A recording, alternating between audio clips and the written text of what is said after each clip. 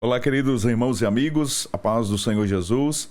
Está começando mais um vídeo aqui no canal. Hoje vamos comentar a sexta lição da classe de jovens com o tema Davi, um casamento real.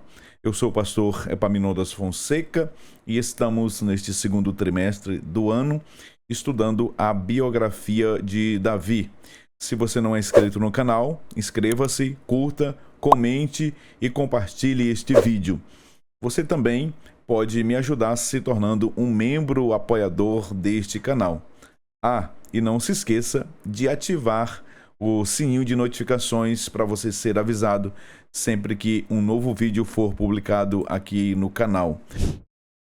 O assunto da lição, Davi, um casamento real, tem como texto bíblico principal Romanos capítulo 12, versículo 16, que diz: sede unânimes entre vós, não ambicioneis coisas altas, mas acomodai-vos às humildes, não sejais sábios em vós mesmos. Romanos capítulo 12, versículo 16. O resumo da lição de hoje diz o seguinte: o casamento entre Mical e Davi nos permite um atento olhar sobre temas como a humildade de Davi e o valor do amor em um casamento. 3 são os objetivos da lição de hoje. O primeiro é evidenciar a humildade de Davi enquanto noivo. Depois vamos ressaltar o amor de Mical. E, por fim, vamos saber que Deus era com Davi. A introdução da lição de hoje nos diz o seguinte: essa lição nos propõe refletir acerca do casamento entre Davi e Mical e seus desdobramentos. É um enlace que nos inspira, mas também nos dá importantes alertas sobre o que não fazer. Diante dessas questões, essa história deve ser estudada para que seja um convite à edificação e à postura correta diante dos desafios dessa área tão central em nossas vidas, a formação de uma nova família. Muito bem, esta é a lição que nós vamos estudar a partir de agora, observando esses tópicos que a lição nos apresenta. Vamos então abordar os tópicos da lição de hoje. O primeiro ponto é um noivo humilde. Diante de uma proposta tão desafiadora e, sobretudo, tentadora, Davi revelou o seu coração puro, um coração simples, um coração humilde. Davi, que conhecemos, era pastor de ovelhas, não tinha ambição. Ele não ambicionava ocupar posições sociais, políticas ou mesmo militares no reino de Israel. Davi queria tão somente servir a Deus.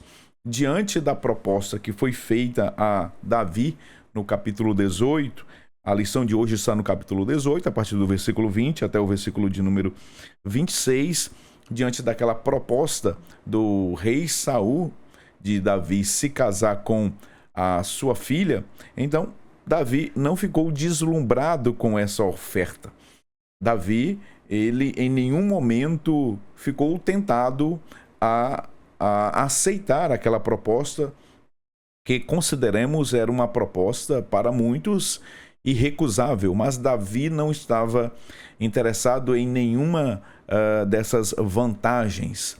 E aqui já temos uma grande lição para todos nós. Diante de propostas tentadoras, diante de propostas vantajosas, precisamos considerar o propósito e a vontade de Deus. Às vezes, nós ficamos no prejuízo por não atentar para a voz de Deus, para aquilo que Deus quer para a nossa vida, para os propósitos de Deus. Davi conhecia os propósitos de Deus, ele sabia que a sua vida estava no controle de Deus. Portanto, diante de uma oferta real, diante de uma proposta extraordinária, Davi não se deslumbrou. Antes, ele revelou o seu coração humilde, o seu coração puro diante daquela proposta. O autoconhecimento. Quem sou eu para ser genro do rei? Davi sabia quem ele era, de onde ele tinha vindo. Davi, ele sabia colocar-se no seu lugar. Davi, nesse auto-reconhecimento, revela a sua origem, o seu coração puro e a sua humildade. O primeiro tópico da lição nos apresenta a humildade de Davi e também já nos apresenta uma aplicação à humildade aos olhos do mundo e a humildade na vida do cristão. Quando nós observamos o contexto daquela proposta de Saul, o que estava por trás era um plano macabro, um plano maligno para matar Davi. E Davi, sendo guiado por Deus, naturalmente, ele não aceita aquela primeira proposta para se casar com Merabe, a filha mais velha de Saul. Conforme você está vendo aí, Saul, ele planejou um funeral, não um casamento, disse Richard Phillips. Isso é um fato. Saul não estava planejando um enlace matrimonial, ele não estava planejando um casamento, ele estava elaborando um plano macabro para matar Davi. Ele estava planejando, de fato, um funeral.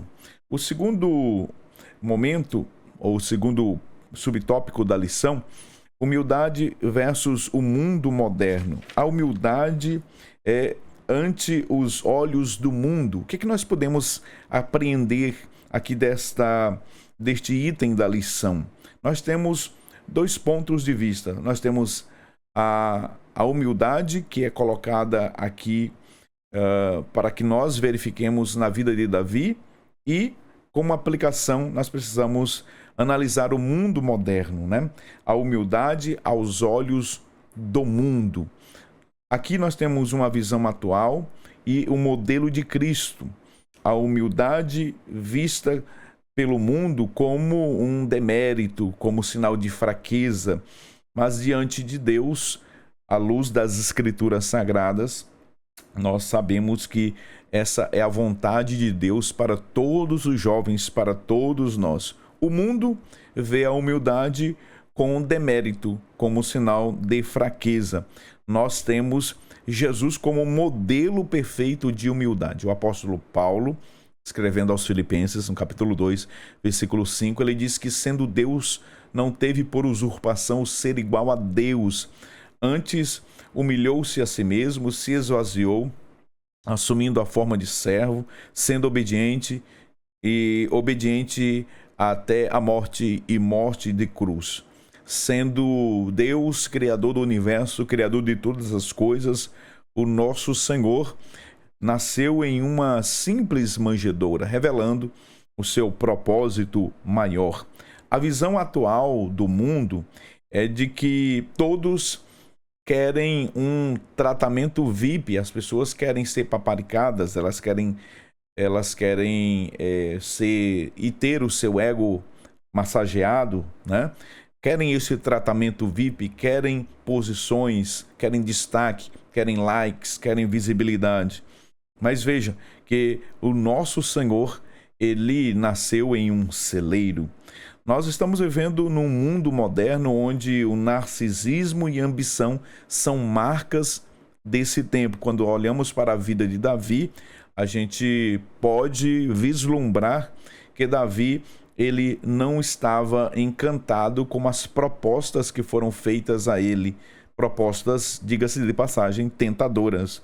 Mas aprendemos com a vida de Davi e, sobretudo, com a vida de Cristo, que nós precisamos ser manso e humilde de coração. Essa é a vontade de Deus para as nossas vidas.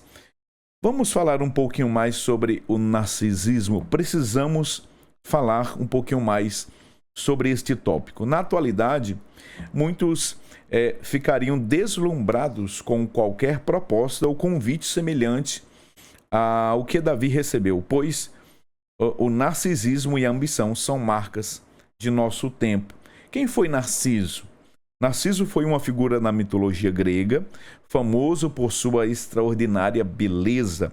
Segundo a lenda, ele rejeitava todos os que o amavam. Como punição divina, foi levado a se apaixonar por sua própria imagem refletida na água, o que acabou levando-o à morte por não conseguir se afastar de si mesmo. Narcisismo, na psicologia moderna, é um traço de personalidade ou transtorno, quando em níveis extremos, caracterizado por autoestima inflada, necessidade excessiva de admiração e falta de empatia pelos outros. O termo vem justamente da história de Narciso, ilustrando alguém que se ama tanto que se torna incapaz de amar verdadeiramente o próximo. No contexto atual, o narcisismo também é um sintoma cultural. Vemos isso nas redes sociais, na busca incessante por validação, aparência e aplausos digitais. Esse comportamento revela uma profunda carência de identidade sólida e muitas vezes insegura, mascarada pelo exibicionismo. É exatamente isso que a palavra de Deus nos orienta a termos cuidado com esse comportamento narcisista, de então nós querermos ter e sermos aplaudidos por tudo e por todos.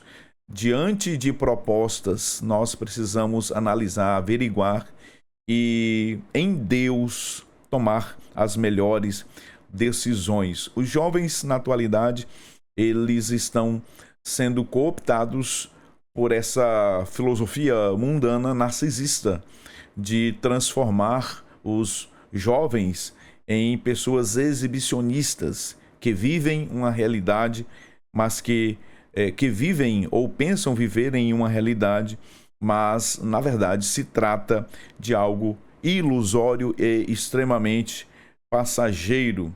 Nós ainda temos de falar aqui um pouquinho sobre Mical. É importante nós falarmos sobre o amor de Mical, o amor de uma noiva versus um dote mortal. O contexto nos apresenta Saul extremamente enciumado pela popularidade de Davi, um rei que já não tinha mais a visão espiritual. A cegueira espiritual de Saul arrancou de seu coração qualquer valor de família. Isso fica notório pelo fato de o rei Saul usar suas próprias filhas para fins políticos, estratégicos e militares. Tudo aquilo que ele ia fazer, estava planejando fazer, estava propondo no seu coração fazer com Davi, ele usa politicamente a sua filha. Ele usa para que os seus planos fossem levados a cabo. E isso é gravíssimo, né? Esse é o quadro que nós estamos presenciando aqui, envolvendo o rei Saul, o jovem Davi e a filha de Saul, que agora está apaixonada por Davi, ela ama Davi, mas os seus sentimentos, eles são usados por seu pai para que Davi fosse morto. Davi, então, diante daquela situação em que, mais uma vez, um casamento é proposto a ele, na primeira proposta, ele, então, foi levado ao posto de comandante militar, achando Saul que, com isso, os filisteus iriam matá-lo no campo de batalha. Mas a Bíblia diz que Deus era com ele e Davi saía muito mais vitorioso de todas as batalhas que ele empreendia. Saul então fez mais uma vez uma proposta de casamento usando seus servos, os servos de Saul, os assistentes, né, para que levasse a mensagem a Davi e Davi então aceitasse ali a proposta. É nesse contexto que Mical é oferecida a Saul por casamento, a Davi por casamento, e ele deveria pagar o dote. Davi, então, diante dessa proposta, ele diz: quem sou eu, quem é a família de meu pai, para pertencer à família real, para pertencer agora ao palácio. Davi estava revelando aqui a sua humildade, o seu autoconhecimento, a sua posição, de fato, diante de toda aquela situação. É nesse contexto que os servos de Saul levam para o rei a resposta de Davi, e Saul então faz mais uma proposta, insistindo em que Davi aceite a proposta, mas que ele deveria pagar o dote de uma outra forma. Davi deveria trazer ao rei 100 prepúcios de filisteus. A Bíblia nos diz, nós não sabemos a real razão pela qual Davi aceitou essa proposta, mas a palavra do Senhor nos diz que pareceu bem a Davi aceitar esta proposta, e então Davi, com os seus homens, foi ao campo de batalha e não trouxe 100 prepúcios de filisteus, mas trouxe 200 prepúcios, pagando assim dessa forma o dote, um dote mortal. A intenção de Saul era que Davi fosse morto no campo de batalha. O dote era apenas uma desculpa, era uma conspiração maligna para tirar a vida do jovem Davi. Nós temos um sentimento unilateral. A Bíblia nos diz, pelo menos 2 vezes, que Mical amava Davi. Mas esse sentimento, ele não é descrito pela Escritura por parte de Davi para com Mical. A Bíblia diz que Mical amava Davi, e é um sentimento, nos parece que unilateral, né? Vemos que outro tema destacado na lição são os casamentos arranjados, acordos familiares sem escolha feminina.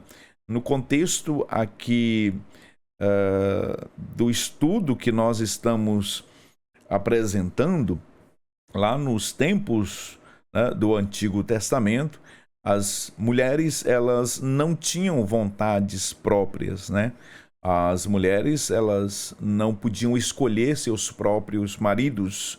Isso quem fazia eram os pais. Os pais é quem arranjavam os casamentos. Os casamentos eram por meio de contratos, na maioria das vezes, entre familiares, com o pagamento de um dote. Nós verificamos isso na vida de Jacó. Quando Jacó, então, quis casar com Raquel, ele precisou pagar o dote, ele precisou trabalhar 14 anos para que ele, então, realizasse o seu desejo de casamento com a jovem Raquel. Os casamentos, portanto, no Antigo Testamento, eles aconteciam assim, eram aquilo que nós chamamos de casamentos arranjados. Amor versus paixão. Amor não ofusca a razão, diferente da paixão. A paixão, ela ofusca a razão, né? O amor não. O amor, ele é racional. O amor, ele sofre. O amor tudo suporta, tudo crê. Veja que crer aqui tem a ver com racionalidade. Já a paixão não. A paixão, ela é inconsequente, não mede as consequências.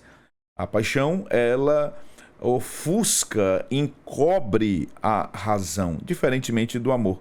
É o que a gente percebe aqui nesse relacionamento inicial de Mical por Davi. Mas se revela um amor verdadeiro. O amor de Mical por Davi, ele é tão verdadeiro que em uma das muitas tentativas de Saul matar Davi, nesse caso aqui, Davi foi salvo por Mical. Davi, ele foi de uma forma corajosa, né, salvo por sua esposa. Ameaça de morte, Saul tenta matar Davi, Mical arrisca a sua própria vida e ajuda o marido e ajuda Davi a fugir. Arrisca a sua própria vida, por quê? Porque ela poderia muito bem ser morta pelo rei. O rei poderia acusá-la de conspiração. Davi era considerado ali, naquele contexto, já inimigo do rei. E aqui o amor de Mical se revela um amor corajoso, verdadeiro, ao ponto de desobedecer o rei, enfrentar o pai para que o seu marido Davi fosse resguardado, fosse salvo. E Davi foge. A Bíblia diz que Davi conseguiu fugir com a ajuda de Mical. Mical, então, em um ato de coragem, faz com que Davi consiga fugir. Naturalmente veio as consequências. O casamento foi desfeito e Mical foi entregue a outro homem. Mais uma vez, veja como que a cegueira espiritual de Saul não leva em consideração o afeto, não leva em consideração valores familiares, valores da humanidade até, valores do ser humano. E aqui, mais uma vez, sem respeito algum pelo sentimento de sua filha, Saul, ele faz com que agora Mical seja entregue para outro homem, para que outro homem passasse agora a ser o seu marido. Veja que as mulheres no Antigo Testamento, elas tinham muitas restrições sociais. As mulheres, por exemplo, não tinham seus nomes contados nas genealogias. As mulheres tinham uma educação limitada, sem acesso a escolas ou alfabetização. As mulheres viviam em uma subordinação, sujeitas aos seus maridos e aos filhos quando os maridos faleciam. Acesso restrito apenas até o pátio das mulheres. As mulheres não tinham acesso ao tabernáculo, ao lugar santo, nem ao átrio exterior, muito menos ao lugar onde estavam ali os utensílios sagrados, nem no lugar onde se ofereciam os sacrifícios.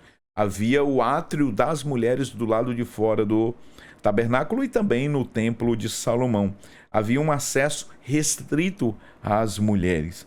Agora veja como que Jesus, ele foi assim, Jesus, ele deu um tratamento restaurador social às mulheres. As mulheres tiveram, portanto, uma participação especial no ministério de Jesus. Veja como que o Evangelho de Lucas, ele é reconhecidamente o Evangelho das mulheres. Jesus, ele restaura, ele resgata a dignidade da mulher. O mestre não era somente o salvador para elas, mas também aquele que veio para resgatar a condição social delas, que estava deturpada naturalmente pelo pecado. Isso a partir da própria genealogia de Jesus. Na genealogia de Jesus, nós temos pelo menos 3 mulheres.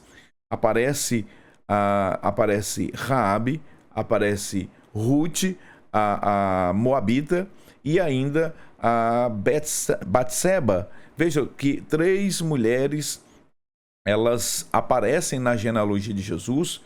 Ruth, uma estrangeira, né? Raabe é uma ex-prostituta e Batseba com um histórico de infidelidade. Jesus, com isso, ele demonstra o seu propósito resgatador, restaurador da imagem da mulher no contexto social do Oriente Médio e também uma aplicação para todos, né, em todas as épocas, em todos os tempos. Jesus, ele dignifica, Jesus restaura a condição social da mulher. Isso é maravilhoso. Pensar que Mical, e assim como todas as outras mulheres, não tinham seus sentimentos valorizados, não tinham suas vontades, né, respeitadas, mas o Senhor Jesus, ele veio com esse propósito também, e o Evangelho de Lucas demonstra isso. No Evangelho de João, nós temos o Senhor Jesus conversando com uma mulher lá no poço, né, no poço de Jacó. Nós vimos aqui a lição do capítulo 4 do Evangelho de João, onde o Senhor Jesus fez daquela mulher uma missionária. Vemos Jesus no capítulo 11 de João, o capítulo da próxima lição da classe de adultos, né? Nós vemos o Senhor Jesus com um relacionamento de amizade maravilhoso entre Lázaro, Marta e Maria. Isso fica comprovadamente demonstrado o propósito de Jesus em, então, resgatar a condição da mulher. Isso é maravilhoso. E ainda nós poderíamos citar o fato de que a primeira pessoa a ver Jesus ressurreto foi exatamente uma mulher, Maria Madalena. Como que o Senhor, com um propósito extraordinário, então devolveu a dignidade da mulher através das suas ações restauradoras. O valor de uma filha. Nesse episódio, nós temos o dote que era necessário, pagamento obrigatório pelo casamento. Nós temos contratos matrimoniais, acordos verbais ou documentos escritos. E o desafio de Davi, matar 100 filisteus, vencer no campo de batalha, 100 filisteus como pagamento. Nós temos aí várias situações envolvidas. Nós temos o noivo, Davi, que é envolvido por Saul nessa trama, nessa conspiração para matá-lo, e o amor da jovem Mical, que é usado, e os seus sentimentos são usados pelo seu próprio pai para levar a cabo a vida de Davi. Mas Deus estava com o jovem Davi e o Senhor deu livramento. Qual foi o destino de Mical? O destino de Mical é um destino que é triste, ver que aquela moça que começou com um sentimento puro, verdadeiro, né, até ajudou Davi, livrou Davi da morte, mas que, infelizmente, por conta, certamente, né, de muitas situações em que ela foi envolvida, situações emocionais, psicológicas, isso certamente afetou, abalou o seu estado emocional, fazendo com que Mical tomasse algumas decisões que, infelizmente, levaram ela a ter um fim triste. Amargura final, conflito com Davi após o retorno da Arca da Aliança. Naquele contexto em que a Arca da Aliança ela é trazida de volta, Davi já está no reino, né? Ele já está no trono, e então a Arca da Aliança é trazida por Davi, e Davi ele vem se alegrando na presença de Deus, bailando, dançando, e Mical, observando da janela aquela situação, ela desaprovou a atitude do rei e ela chamou Davi de vadio. Aquela expressão, ela foi uma expressão muito forte, que trouxe consequências para a jovem Mical, a senhora já Mical. Nós temos a Mical vivenciando aquela transferência forçada novamente. O pai de Mical, Saul, depois que Saul, então, não conseguiu matá-lo, né, lá nos próprios aposentos da sua filha, com a ajuda de Mical, Davi fugiu, e com isso Saul transferiu Mical para outro homem. Olha só, os sentimentos desta jovem sendo mais uma vez terrivelmente afetados. Quando Davi assumiu o trono, Davi foi lá e buscou Mical novamente. Novamente ela é transferida, e aqui naturalmente uma transferência forçada. Ela é devolvida a Davi sem saber se ela queria aquilo, sem respeitar seus sentimentos. Será se Mical queria ser devolvida a Davi? Não sei. O certo é que se demonstra uma mulher amargurada, triste, pela atitude dela com Davi diante da Arca da Aliança, se revela uma mulher amargurada, né? Mical teve como consequência não ter filhos, ficou sem descendência. Mical não teve filhos até o dia de sua morte. É triste ver as primeiras referências de Mical em relação às últimas. O seu fim foi envolto em amargura e solidão, pois não teve filhos, segundo Samuel capítulo 6, versículo 23. E a esterilidade naquele tempo era considerada como um castigo de Deus. Mulheres que não tinham filhos eram consideradas amaldiçoadas, castigadas por Deus. Daí nós podemos pensar porque Sara, né? Então ela clama a Deus por um filho, ela quer ter um filho a qualquer custo, inclusive tentando ajudar Deus, porque ela era estéril. Também, por conta disso, pensamos na oração de Raquel quando ela disse: dá-me filhos, se não morro. Ana, desesperada, ora ao Senhor para ter filhos. Todas elas mulheres estéreis.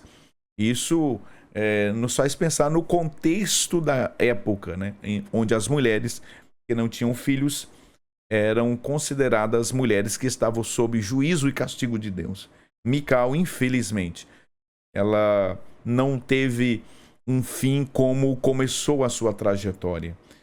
A Mical, filha de Saul, não teve filhos até o dia de sua morte, segundo Samuel, capítulo 6, e o versículo 23. Deus era com Davi. Nós vemos as muitas armadilhas de Saul. A oferta real, 2 vezes, ofereceu a filha mais velha, depois ofereceu Mical, a filha mais nova, e as 2 ofertas tentadoras era com o intuito de levar Davi a ser morto pelos filisteus. Saul ofereceu a sua filha Merabe a Davi. Nós temos a cilada oculta, plano para que Davi morresse lutando, né?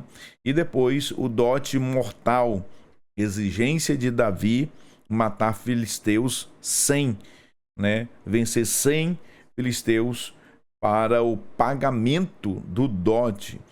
Na aula anterior, nós destacamos aqui que o rei Saul, ele, ao alimentar o seu orgulho, a inveja e o ciúme, suspeitava de tudo e de todos. Nós apresentamos aqui os planos de Saul, resumidamente, para matar Davi. O rei enciumado elaborou planos para matar Davi. O plano A, matar Davi. Com a lança, ele atirou a lança em Davi. Isso está lá no capítulo 18, versículo 8 ao 11. O plano B, encomendar alguém para matar Davi quando ele foi levado ao posto de comandante. Mas Deus estava com ele e ele saía vitorioso de todas as suas batalhas. O plano C, se não consegue vencê-lo, engane-o. No caso do dote, onde Saul propôs o dote como pagamento, Davi vencer 100 filisteus e trazer 100 prepúcios para o rei. Nós vamos começar a concluir a lição de hoje dizendo que mesmo diante da perseguição, mesmo diante das lutas enfrentadas por Davi, mesmo diante do sofrimento, Deus estava com Davi. Fazemos agora um breve resumo até agora do sofrimento e perseguições de Davi. Vitória sobre Golias, reconhecimento inicial. Vida agora no palácio, ambiente hostil e tóxico no palácio. Quase foi morto pelo próprio rei, enquanto ele o ajudava a se livrar de um espírito mau. Perseguição, alvo da obsessão de Saul. Saul né, por 10 anos procurou matar Davi, mas o Senhor estava com ele. E aí nós temos a fuga, longe de casa, vida em perigo. Vamos, na lição próxima, estudar um pouquinho mais sobre essa fuga de Davi, sobre esse período de 10 anos em que ele esteve fugindo da espada, da lança, da fúria de Saul. Entretanto, Deus era com Davi, mesmo diante do sofrimento e das perseguições, das lutas, Deus era com Davi. Isso revela, né, que Deus estava protegendo Davi. Havia uma proteção divina. Deus estava livrando Davi das perseguições, né? Deus estava de uma forma extraordinária fazendo com que Davi fosse poupado, guardado de todas as investidas contra a sua vida. A Bíblia nos revela um sucesso contínuo, bem-sucedido em tudo que realizava. Tudo que Davi fazia, Deus abençoava. Onde Davi colocava a sua mão, a bênção de Deus estava ali, porque Deus estava com Davi.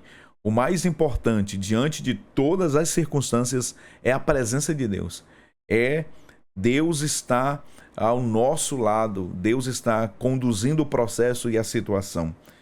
Davi revela, né, um adorador por excelência quando a Bíblia nos revela Davi buscando sinceramente a Deus. Davi anelava pela presença do Senhor. Davi não queria apenas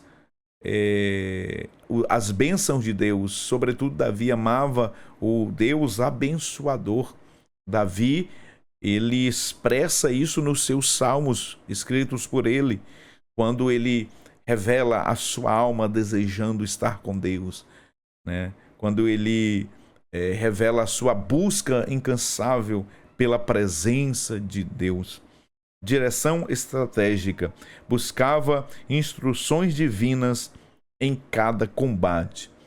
Sempre que Davi ia tomar uma atitude, um caminho ou uma estratégia, colocava Deus em primeiro plano, em primeiro lugar. Deus era sempre o condutor, o guia, o pastor de Davi, conforme ele diz no Salmo 23, o Senhor é o meu pastor.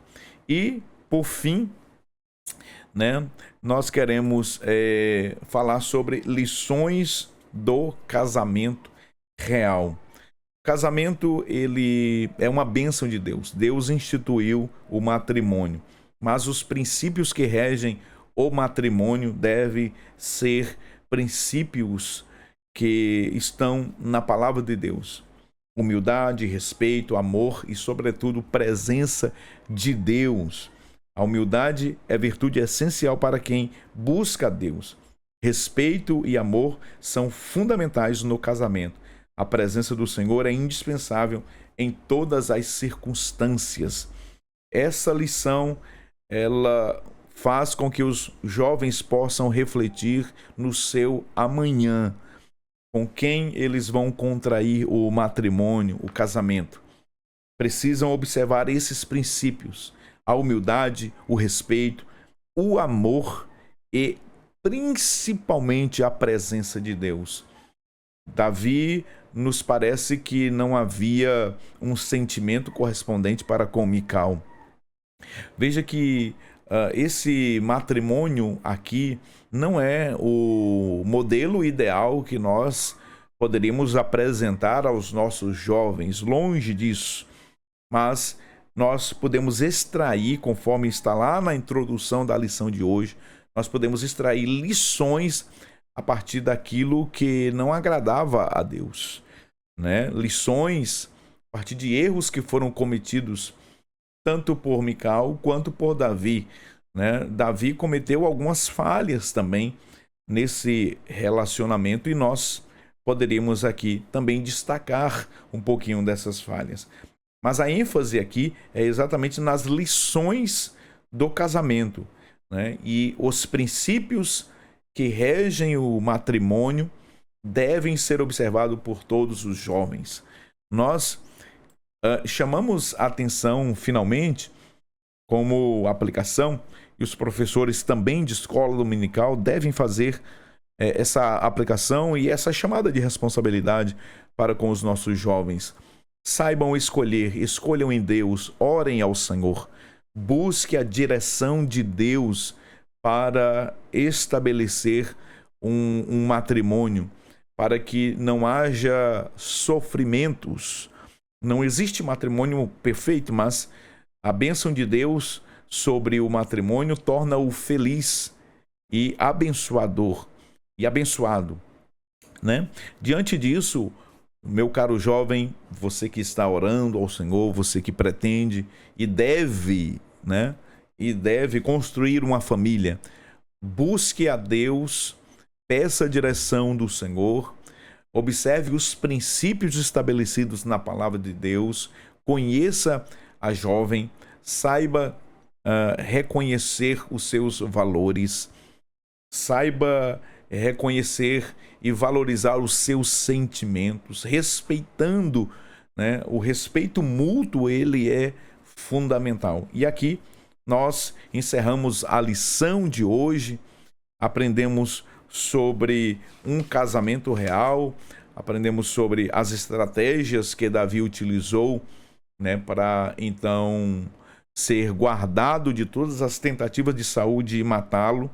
Vemos que inicialmente Mical amava Davi, ela queria o bem de Davi, até salvou a vida de Davi, mas que depois, por conta, né, de muito sofrimento, da desvalorização dos seus sentimentos, né, de como ela foi usada como objeto por seu pai, ela certamente passou a ter traumas sentimentais. Ela carregou esses traumas por sua vida.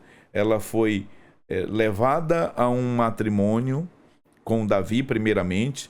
Depois ela forçadamente é obrigada a deixar Davi, e depois Davi a obriga novamente a voltar com ela. Olha só que coisa terrível. Quantas marcas, né? Quantas feridas, a raiz de amargura nasceu no coração desta mulher. E o fim de Mical, né? Que não seja o fim de ninguém. Que todos nós possamos aprender com esta lição, extrair os princípios, os valores esculpidos na palavra de Deus, o princípio do respeito, do amor mútuo, da consideração pelo próximo, da humildade. Sejamos humildes, simples. Precisamos reconhecer o nosso lugar, ter cuidado com as propostas, muito cuidado com as propostas que chegam diante de nós. Precisamos tomar e fazer escolhas em Deus. Se você não é inscrito no canal, inscreva-se, curta, comente e compartilhe este vídeo. Deus te abençoe. Eu espero por você na próxima semana, se Deus quiser. Até lá.